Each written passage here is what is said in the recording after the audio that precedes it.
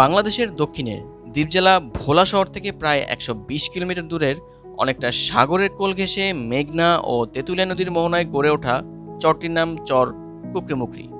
এই কুকরিমুকরিতে রয়েছে বাংলাদেশের অন্যতম বৃহৎ বন্যপ্রাণী অভয়ারণ্য। বঙ্গোপসাগরের কোল ঘেঁষে মেঘনা নদীর মোহনায় যার অবস্থান। চারিদিকের জলরাশি দ্বারা বেষ্টিত প্রমত্তা মেঘনার উত্তাল ঢেউয়ে পলি জমতে জমতে এই দ্বীপটির জন্ম।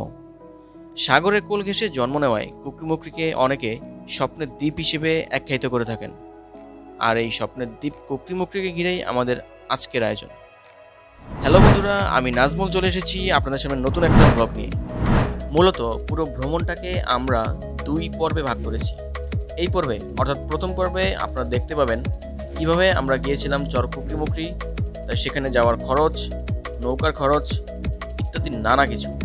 তো আশা করি পুরো ভিডিওটি দেখলে আপনারা একটা পূর্ণাঙ্গ গাইডলাইন পেয়ে যাবেন। তো বন্ধুরা চলুন তাহলে শুরু করা যাক আমাদের আজকের ভিডিও।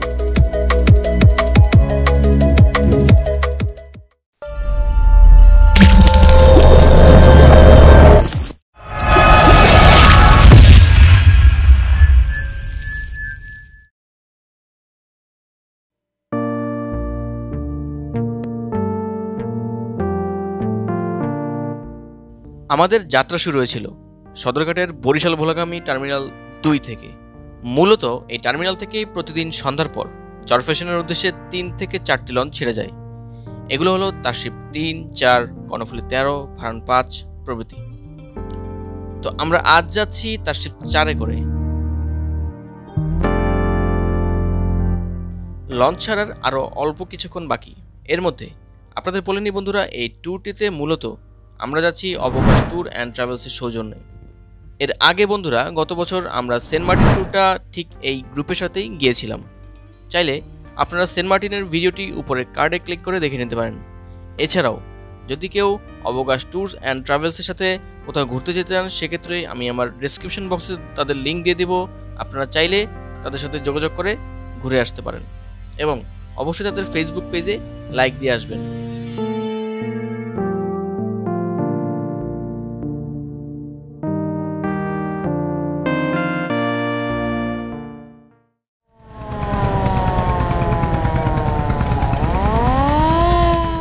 তো বন্ধুরা কথা বলতে বলতে আমাদের লঞ্চ অলরেডি ছেড়ে দিয়েছে। আমরা সদরঘাট হতে বিদায় নিচ্ছি এবং অল্প অল্প করে এগোচ্ছি চরফ্যাশনের উদ্দেশ্যে। তো লঞ্চ চলতে থাকুক আর এই ফাঁকে আপনাদের কাছে কিছু তথ্য শেয়ার করি। চরফ্যাশনগামী লঞ্চগুলোতে যেতে হলে অবশ্যই আপনাদের রাত 8টার মধ্যে উপস্থিত থাকতে হবে, কারণ বেতুয়াগামী সর্বশেষ লঞ্চটি সদরঘাট থেকে ঠিক রাত 8টায় ছেড়ে যায়। মোটামুটি বেতুয়াগামী সকল লঞ্চের ভাড়া একই। ডেকের ভাড়া 200 থেকে 300 টাকা। এছাড়া সিঙ্গেল কেবিন এবং ডাবল কেবিনও রয়েছে, যার ভাড়া যথাক্রমে 1000 থেকে 1800 টাকার মধ্যে। রাতের খাবারটা চাইলে আপনারা বন্ধুরা লঞ্চেই খেয়ে নিতে পারেন, তবে সেক্ষেত্রে দামটা একটু বেশি নেয়। আর যারা আমাদের মতো বাজেট ট্রাভেলার, তারা চাইলে এভাবে ডেকে আমাদের মতো করে শুয়ে রাতটা কাটাতে পারেন।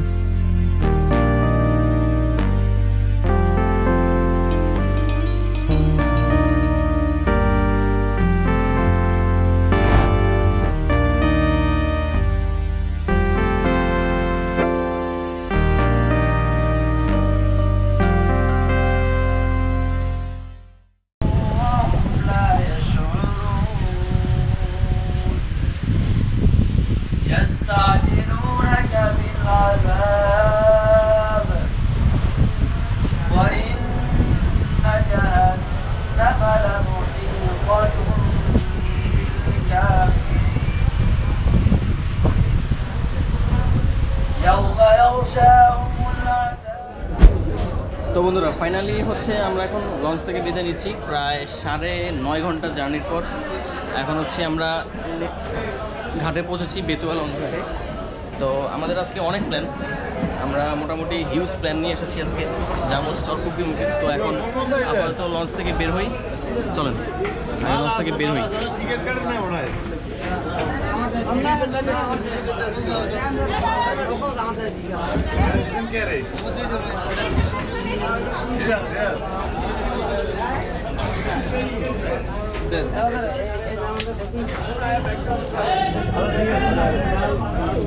তো বন্ধুরা আমরা মাত্র লঞ্চ থেকে নেমে এখন যাচ্ছি খাবার খেতে।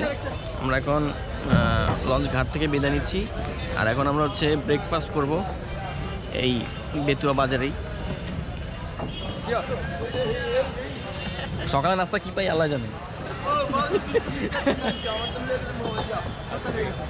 তো বন্ধুরা, এই মুহূর্তে স্ক্রিনে যে হোটেলটি আপনারা দেখতে পাচ্ছেন, এইখানেই আমরা আমাদের আজকের সকালের নাস্তাটা সেরে নেব। এই যে সবাই নাস্তার জন্য বসে অপেক্ষা করছে। তো অপেক্ষার পালা শেষ করে দিয়ে আমাদের নাস্তা সার্ভ করা শুরু হয়ে গেছে। আমিও বসে পড়ি এর টেবিলে, কারণ খিদে পেট চৌচৌ করছে। ওকে, তো আমার রুটি চলে আসছে। আল্লাহ, আচ্ছা রুটির সাথে কি কি দিছি? আর ডিম আছে, ডাল ভাজি, মিষ্টি, ডিম, ডাল ভাজি আর মিষ্টি। যাক, ট্যুরের ক্ষেত্রে মিষ্টিটা অ্যাড হলো। ওকে, তো আমাদের রুটি এই মুহূর্তে চলে আসছে। যে রুটি, শুকনো রুটি দেখতে পাচ্ছেন আপনারা, আর হচ্ছে এই যে ভাজি, আর সাথে ডাল ভাজি আর কি, এক কথায় ডাল ভাজি। তো আর সাথে মিষ্টি আর ডিম আছে। তো আমি এই সম্ভবত ডিম নিব না, শুধু মিষ্টিটুকু নিব। আচ্ছা দেখি, আমি ডিমটুকু আসলে আপনাদের আবার দেখাবো। আপাতত খেতে থাকি, চলুন। তো বন্ধুরা, আজকে ট্যুরে নতুন একটা জিনিস অ্যাড হয়েছে, সেটা হচ্ছে মিষ্টি। এখানকার মিষ্টি নাকি খেতে খুব ভালো, তো নিছি দুইটা, দেখি খায় কেমন লাগে। আর মিষ্টিগুলা সাইজ ছোটো ছোটো হলেও খুবই মোটামুটি স্পঞ্জি, আর রস তো আছেই, দেখতে পাচ্ছেন আপনারা। না, আমি ডিম খাবো না, তুই ডিম খাই ফেল। আচ্ছা, তো যাই হোক, আগে আপাতত খাইয়া দেখি কেমন লাগে মিষ্টিটা।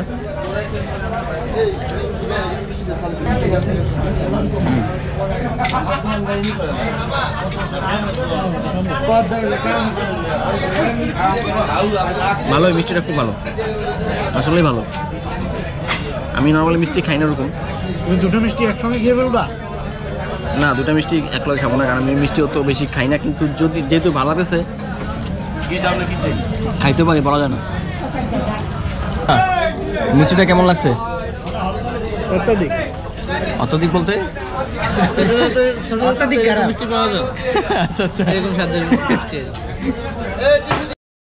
তো বন্ধুরা, এই মুহূর্তে আমরা নাস্তা শেষ করেছি। নাস্তা শেষ করে আমরা একটা অটো রিজার্ভ করেছি, সেই অটোতে করে চলে যাবো চর কচ্ছপিয়া। এই যে এইখানে আমি, আর এই আমাদের অটো। আমাদের অটো। আচ্ছা, আমার সামনে বসতে হবে। আচ্ছা, বসে।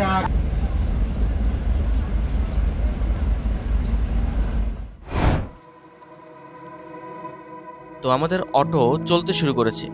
আমরা কিন্তু অটো নিয়ে চর কুকরিমুকরি যাচ্ছি না। আমাদেরকে কুকরিমুকরিতে যেতে হলে প্রথমে যেতে হবে চর কচ্ছপিয়া ঘাটে, সেখান থেকে বোটে অথবা ট্রলারে চেপে যেতে হবে চর কুকরিমুকরিতে। মূলত বেতুয়া থেকে চর কচ্ছপিয়া যেতে পারবেন দুইটা ওয়েতে। প্রথমটি যে ওয়েতে আমরা যাচ্ছি সেই ওয়ে, অর্থাৎ অটোতে করে। চাইলে আপনারা সিএনজিতে করেও যেতে পারবেন। বেতুয়া ঘাট থেকে চর কচ্ছপিয়া পর্যন্ত অটো অথবা সিএনজি রিজার্ভ করলে আপনাদের ভাড়া গুনতে হবে 400 থেকে 500 টাকার মতো। এক্ষেত্রে অবশ্যই আপনারা দরদাম করে নেবেন, আর এতে সময় লাগবে প্রায় 1.5 ঘন্টার মতো। এছাড়াও আরও একটি ওয়ে বাসে করে যাওয়া। সেক্ষেত্রে আপনাদেরকে প্রথমে আসতে হবে চর ফ্যাশন বাস স্ট্যান্ডে। এখান থেকে বাসে করে চর আইচা ভাড়া নিবে জনপ্রতি 50 থেকে 60 টাকা। তারপর দক্ষিণ আইচা হতে চর কচ্ছপিয়া বাজার পর্যন্ত যেতে হবে অটোতে করে। সেক্ষেত্রে অটোতে ভাড়া পড়বে 10 টাকা থেকে 15 টাকা করে, আর এতে সময় লাগবে মোটামুটি 2 ঘন্টার মতো।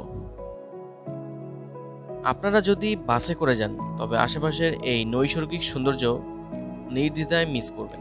তাই সৌন্দর্য দেখতে হলে অটোতে করে চলে যান। আশা করি সময়টা একদমই খারাপ কাটবে না।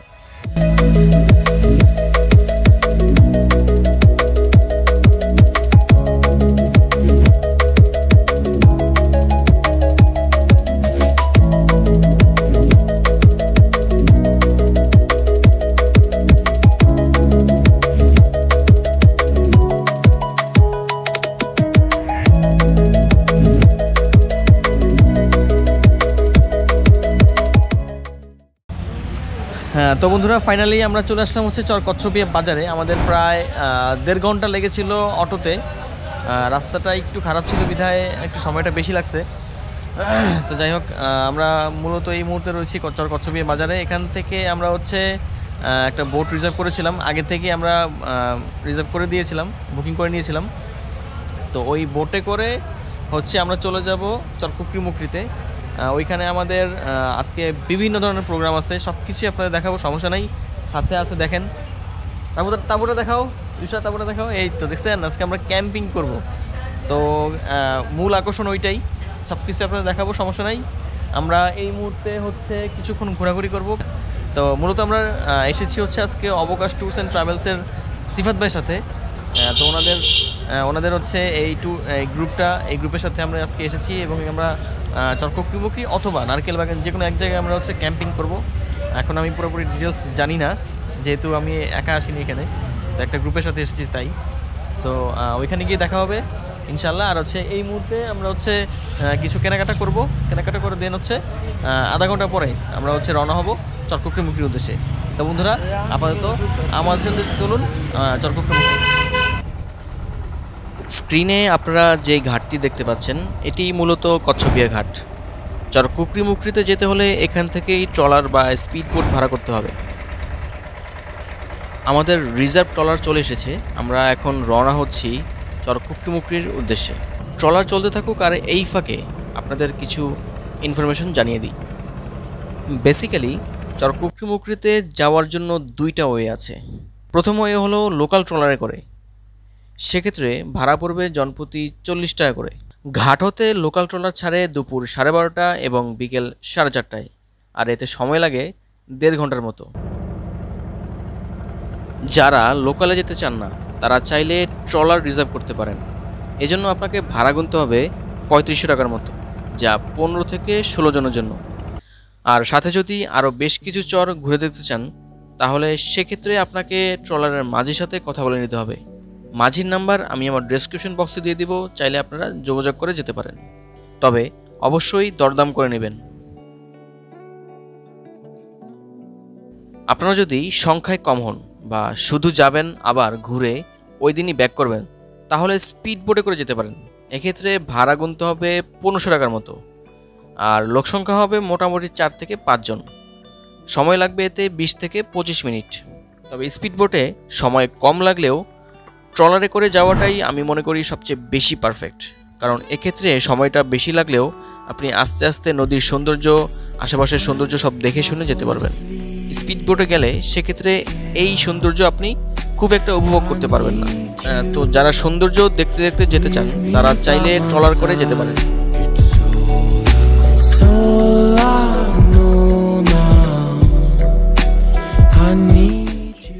তো বন্ধুরা, কথা বলতে বলতে আমরা অনেকটা রাস্তা চলে এসেছি, আর এর মাঝে আমরা সৌন্দর্য দেখে একেবারে বিহ্বল হয়ে গেছি।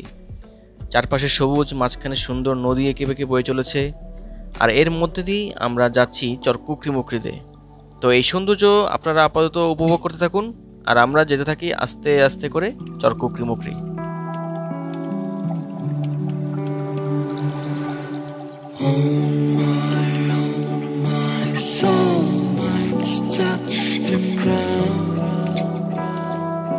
I need someone to hold my mind.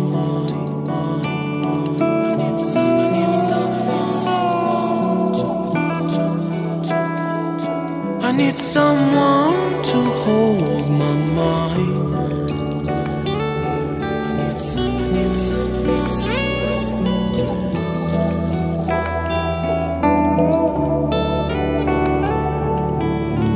When the sun comes down and when I feel I've drowned, I need someone to hold how I feel. I can show you, baby, one more time. When I fall asleep, yeah, I need you with me by my side. It's all I know now. I need you.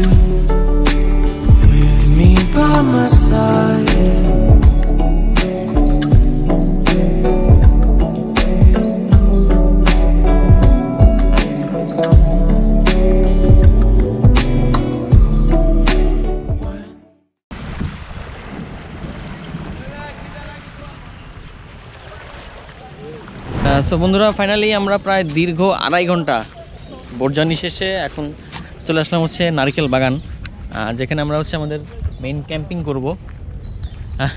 বিষয় রোদ লাগছে, মিয়া আমার একটু রোদের হাত থেকে বাঁচাও।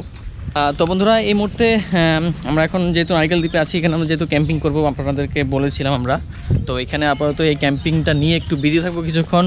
আপনাদেরকে সেটা আমি টাইম ল্যাপস করে দেখাবো আমরা কিভাবে ক্যাম্পিং করছি বা না করছি। তো হচ্ছে আমাদের টেন্টটা হচ্ছে পিচ করাতে হবে। সো এখন হচ্ছে তাঁবুটা আমরা বসাবো, দেন কথা হবে। ওকে, তো চলুন আগে তাঁবুটা বসাইনি, কারণ হচ্ছে জায়গা মতো বসতে না পারলে আবার ভালো ভিউ দেখা যাবে না। চলুন তাহলে।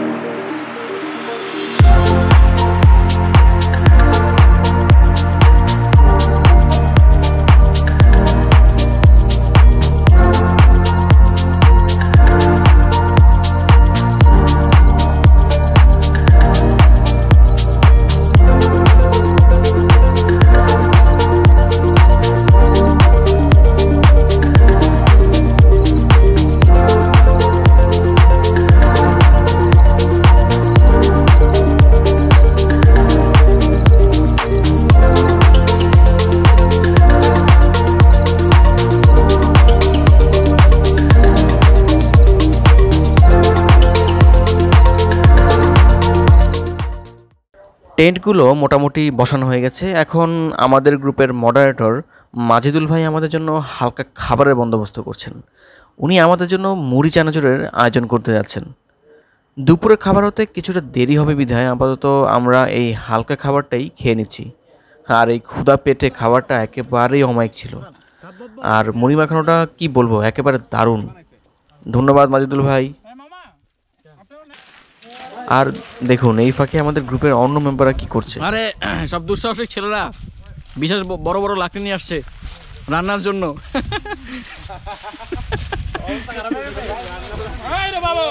বাহুবলী বাহুবলী পার্ট 3। আরে বাপ রে, হিউজ।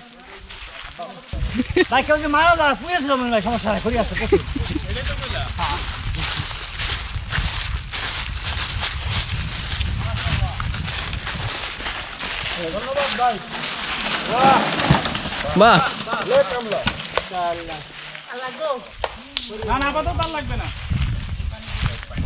মুড়ি খাওয়ার পর ভাইরা বসে পড়েছেন আমাদের লাঞ্চের আয়োজন করতে। মাজেদুল ভাই তো আছেনই, সাথে রয়েছেন অবকাশের অ্যাডমিন সিফাত ভাইও, এবং সেই সাথে আমার 2 বন্ধু ওনাদের যথাসাধ্য হেল্প করছে। আমাদের লাঞ্চের মেনুতে রয়েছে ভাত, সরপুটি, চিংড়ি। তো আশা করি খাবারটা ভালোই হবে ইনশাআল্লাহ।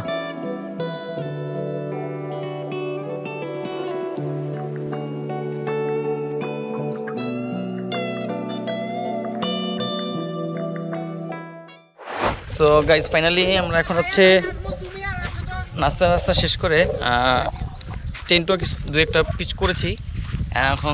এখন আমরা যাচ্ছি হচ্ছে তারোয়া দ্বীপে। এখানে একটা সৈকত আছে, তো ওইখানে কিছুক্ষণ লাফালাফি ঝাপাঝাপি করবো।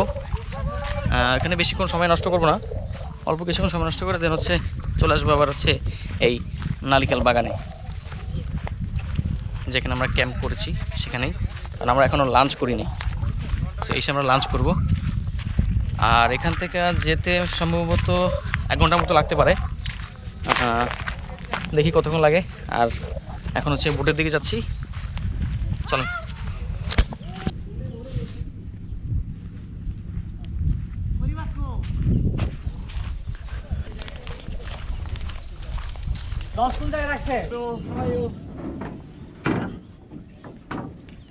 এই তো বন্ধুরা, আমরা নারিকেল বাগানের ঘাটে চলে এসেছি।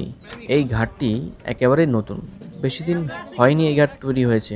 তো মোটামুটি সবাই আমরা যাচ্ছি তারোয়া বিচে। সবাই একটু ক্লান্ত, কারণ হচ্ছে অনেকটা পথ যেহেতু আমরা জার্নি করে এসেছি, তাছাড়া আমাদের লাঞ্চ এখন হয়নি, তাই সবাই একটু ক্লান্ত। তারপরেও আমরা খুব মজা করব ইনশাআল্লাহ। তারোয়া বিচে গিয়ে আপনাদের দেখানোর চেষ্টা করব। তো চলেন তারোয়া বিচে যাই। আমাদের বোট চলতে শুরু করেছে। আমরা ডাকাইত্তার খাল পার হয়ে এসে পড়েছি প্রমত্তা মেঘনার বুকে। শীতকালে বিধায় পানি কিছুটা শান্ত, তবে বর্ষাকালে এর রূপ অনেক সময় হয়ে ওঠে ভয়ানক। চারিদিকে যেদিকে তাকাই শুধুই বিশালতা। এই বিশালতার মাঝে নিজেকে মনে হয় একেবারে ক্ষুদ্র। সৃষ্টিকর্তা কত অপরূপ করে বানিয়েছেন এই প্রকৃতিকে, যার কাছে আসলে নিজেকে একেবারে নগণ্য মনে হয়। অসীমে বিশালতাকে দুকুল ছাপিয়ে আর মেঘনার বুক চিরে আমরা প্রায় 1 ঘন্টা পরে এসে পড়েছি তারুয়া বিচে। ওই যে দেখা যাচ্ছে সেই ভার্জিন বিচ। ফাইনালি আমরা হচ্ছে প্রায় 1 ঘন্টার মতো বোট রাইড শেষে চলে আসলাম তারুয়া দ্বীপে। এই দ্বীপে আমরা আমি জানি না গোসল করবো কিনা, কারণ আমার একটু ঠান্ডা লাগে গেছে হঠাৎ করে। পোলাপান হয়তো গোসল করতে পারে, আমরা হয়তো বা একটু পানিতে একটু দাপাদাপি করবো, এই গোসল করবো না ওরকমভাবে। আর আমার ভাই ব্রাদার যারা আছে তারা ফুটবল খেলবে। তো দ্বীপে এখন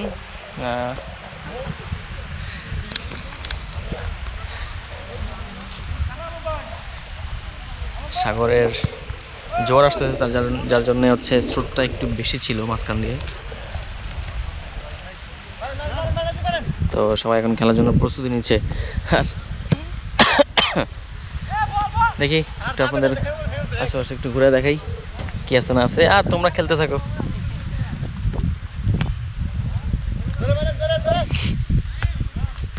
চলেন ওই দিকটা যাই। বেসিক্যালি এটা হচ্ছে রেস্টিং বেঞ্চ, মানে হচ্ছে এখানে আপনার হচ্ছে রেস্ট নেওয়ার জন্য যে বেঞ্চগুলো কক্সবাজারে দেখে থাকি আমরা, সেরকম বেঞ্চ এখানে তৈরি হবে। যদিও এখনও সেইভাবে তৈরি হয় নাই, আশা করি খুব শীঘ্রই তৈরি হবে। আর এই যে এখানে সাইনবোর্ড দেখতে পাচ্ছেন আপনারা তৈরি হওয়ার জন্য। এখানে হচ্ছে সহযোগিতায় আছে পল্লী কর্ম সহায়ক ফাউন্ডেশন, PKSF। ওকে, তো যদি চরকুকি মুক্তিতে আবার কোনো একদিন আসি, তখন তারুয়া দ্বীপে যদি আসি, তখন হয়তো বা এই বেঞ্চগুলো দেখতে পাবো আশা করি। তো তারুয়া দ্বীপ জনবসতি আছে দেখা যাচ্ছে ওই পাশে, ঠিক ওই দিকটা হচ্ছে কিছু জনবসতি দেখা যাচ্ছে। চলো ওই দিকটা একটু ঘুরে আসি হালকা পাতলা, যদিও পুরোপুরি যাব না, কারণ হচ্ছে আমাদের সময় কম।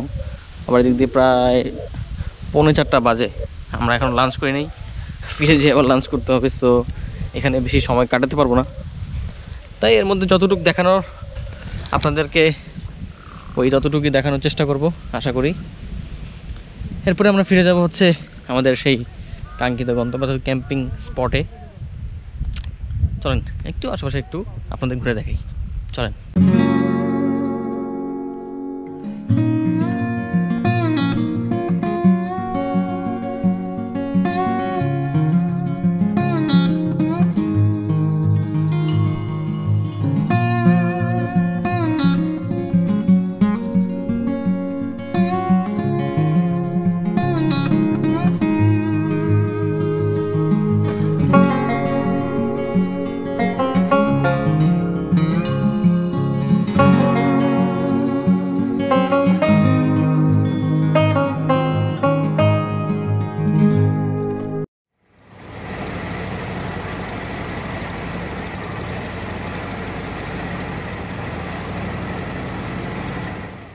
তো বন্ধুরা ফাইনালি হচ্ছে আমরা তারুয়া দ্বীপ থেকে প্রায় আধা ঘন্টা হবে, আধা ঘন্টা বা 15 ঘন্টা সামথিং এরকম হবে। পরে হচ্ছে আমরা গোসল করেছি, প্লাস হচ্ছে এরপরে গোসল শেষে হচ্ছে আমরা খাওয়া দাওয়া করেছি, মানে আমাদের লাঞ্চটা আমরা একটু আগে করেছি, তো যার কারণে আপনাদের লাঞ্চটাও দেখাতে পারি নাই। আমাদের লাঞ্চে আজকে হচ্ছে ছিল সরপুঁটি মাছ, সেই সাথে হচ্ছে চিংড়ি মাছ। তো আলহামদুলিল্লাহ খুবই ভালো লেগেছিলো, আর ফার্স্ট টাইম আবার ক্যাম্পিং এখানে, সো সেই হিসেবে আসলে জোশ ছিল। আমি এর আগে কখনো কোনো সময় কোনো বাইরে এভাবে বা পাহাড়ে বলেন বা জঙ্গলে যেখানেই হোক না কেন, কোনোখানেই আসলে ওইভাবে ক্যাম্পিং করে থাকা হয় নাই। সো এই ফার্স্ট টাইম আমার ক্যাম্পিং করে থাকা, প্লাস হচ্ছে সব পুরো একটা সার্কেল নিয়ে একসাথে খাওয়া দাওয়া করা, মানে একটা কি বলবো, আসলে স্বপ্নের মতো দিনটা গেল। সন্ধ্যা হয়ে আসতেছে প্রায়। তো সব মিলিয়ে দিনটা খুব ভালো গেছে আলহামদুলিল্লাহ। মোটামুটি এই চরটা দেখার খুব ইচ্ছা ছিল, তো ফাইনালি আলহামদুলিল্লাহ দেখতে পারছি, নিজের চোখে দেখছি। এতদিন দেখছি হচ্ছে ইউটিউবে, তো এখন নিজের চোখে দেখতেছি আর ক্যাম্পিং করতেছি। So it's so much excited for me.